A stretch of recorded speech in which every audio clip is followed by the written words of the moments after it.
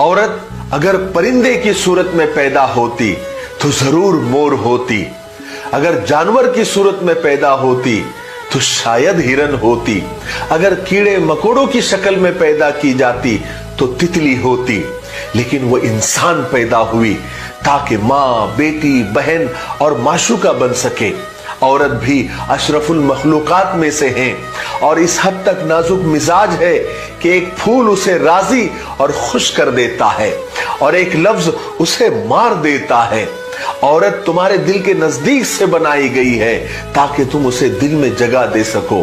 कितनी खैर की बात है कि औरत अपने बचपन में बाप के लिए दरवाजे बरकत के खोल देती है और अपनी जवानी में अपने शौहर का ईमान मुकम्मल करती है और जब माँ बनती है तो उसके कदमों तले जन्नत आ जाती है। इसलिए रिस्पेक्ट एवरी वुमन, हर औरत की